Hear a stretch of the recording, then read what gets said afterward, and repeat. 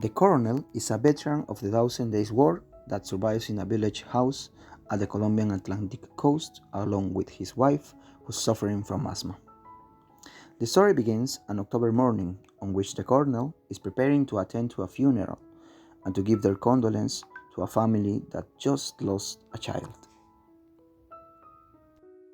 Hurry up, woman, let's go to Monte's house. What a bummer to lose a child so young.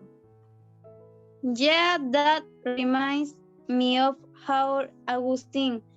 He left us so young because of that rooster factor.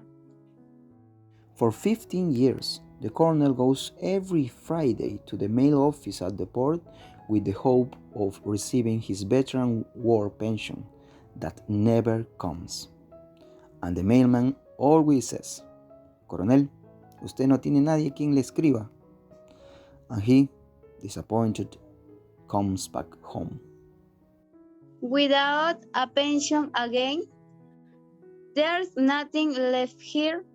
Everything is pawned, not even for our food or for the rooster we have. Don't be pessimist, woman. You will see how that we still win on January and that collision, and we get out of this. Remember that we has the champion of our Agustin. There's still 2 months for January. Let's sell that whole batch instead. At least we have for something. On the way to the tailor shop, comes across with Herman, his late son's best friend. How are you, Cornell? How is the rooster doing?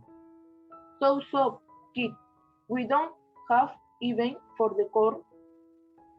Don't you want to buy it? I never attempt to buy my friend rooster. Instead, I can take care of him, have trained him for the upcoming fight, Cornell. Thanks, Hermancito. Agustin would appreciate it. During a visit to his godfather Don Sabas, the most rich man in town, Don Sabas suggests that he can sell the rooster for 900 pesos to anybody easily. So the colonel decides to listen to him. I have a buyer who's will to give 400 pesos right now. But you told me that it worth 900.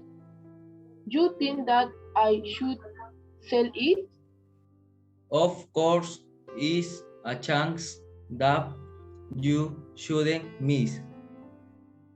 In a medic visit at home to his wife, the colonel tells to his doctor what he talked about with Don Sabas, and the medic answers back. Don't sell it to him. That Don Sabas is a liar. I'm sure he will resell for 900 pesos.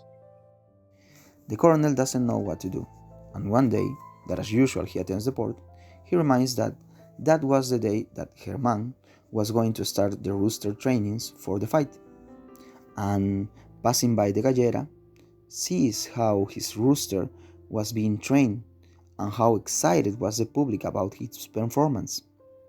So, in the middle of a big confusion and motivation, decides that he won't going to sell it and comes back home. What are we gonna do if we don't have nothing to sell? Then will be January 20 and our rooster will win. Doesn't occur you that he might lose?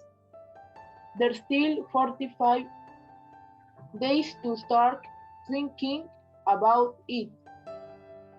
And in the meantime, what do we eat? The coronel needed 75 years.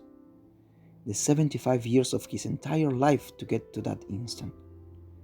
He felt so pure, explicit, invincible at the moment of answering. Well, shit.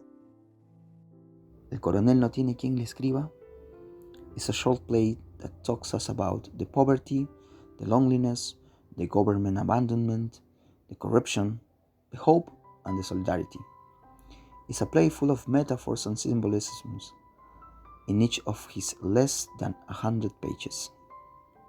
In the word of the writer Gabriel García Márquez, yo creo que es mi mejor libro, sin lugar a duda. Tuve que escribir 100 años de soledad para que leyeran El coronel no tiene quien le escriba. This performance was presented by the third grade of high school of the school engineers. Thank you very much for listening and for watching.